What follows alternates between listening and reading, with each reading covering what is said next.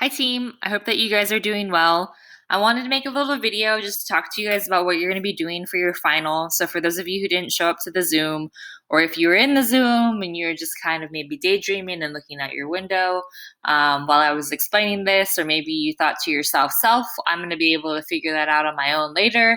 And then when you maybe read it, you maybe thought to yourself, I have no idea what I'm supposed to be doing.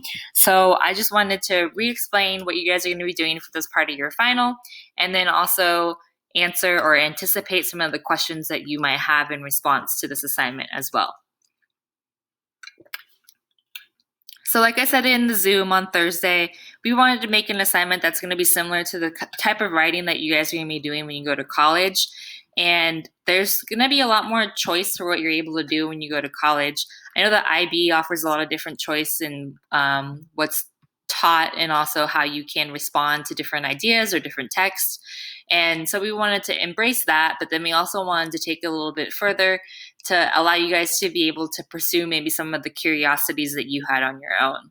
So what you're going to be doing is you're going to be choosing one of the core texts that we've read this year, and you're only going to choose one, and then or you could choose multiple ones depending on which form of the final you choose to pursue. So let's talk about that first actually. So you can do 3 questions above. So for instance, if you maybe really like this poetry and you also enjoyed reading Beloved and you see a lot of connections between the poetry of Subhanallah and also Toni Morrison, you might have a combination that's happening here where you answer 2 questions about Toni Morrison and Beloved and then 1 question about the poetry of Sidney Simpo Subhanallah, and that's fine. For the other ones, so the reader response, the final research paper, and then also the creative project, you're going to be focusing just on one of the 3 core texts. Or if you want to look at one of those beefier texts that we looked at for the context unit before we started reading Beloved, you can also do that too. Okay, now to get to the more confusing part. So you guys can either choose a question, so where it says here examples of questions, you can choose one of the ones that are listed here, or you can manipulate or modify any of these questions to better fit what it is that you think. So one way that I would think about this is think about what is something that made you feel really curious when you were reading any of those texts, and then what is maybe something that you would want to investigate further, or maybe something that you would like to write about, or maybe something that you would like to respond to in response to that text. So obviously, if you look at this list, there's questions that you guys are able to answer. So like, in what ways do the songs on Kendrick Lamar's "To Pimp a Butterfly" represent multiple voices in the communities that the album highlights? We've read those, listened to those, and so you guys are able to answer that question. But say, for instance, in this first question where it asks you, how does Ralph Ellison in his novel Invisible Man use symbolism, motifs, and context to prefigure the modern day concerns expressed by the Black Lives Matter movement?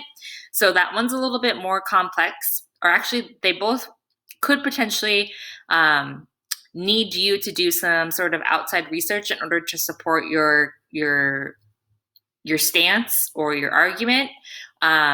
The purpose of you doing this assignment is that you're going to be reaching beyond the text itself. So you are going to have to do some sort of research to best answer the question that you choose. Another thing is that if you are writing your own question that you want to answer for this assignment, you need to make sure that you, of course, have the core text that's involved, some sort of device or strategy, and then the purpose as well. So like if we're looking at this first question, it says, how does Ralph Ellison in his novel Invisible Man? So there's the author, there's the text, and then use symbolism, device, or symbolism, motifs, and context. So those are all the devices or strategies that are used throughout the novel to prefigure the modern day concerns expressed by the Black Lives Matter movement. So in other words, that's just asking, like, how does he lay the groundwork for what would bubble up during the Black Lives Matter movement? So that's going to be the purpose that's involved there. I only have about 30 more seconds to talk to you guys about this, but we also wanted to include these questions that are not about the text that we read in class this year, just so you can see what the questions could potentially look like. Sometimes you could feel maybe trapped or pinned down by the questions that have already been created based on the text that we've read. So if you want to do your own question, totally can. You can run it by me. If not, that's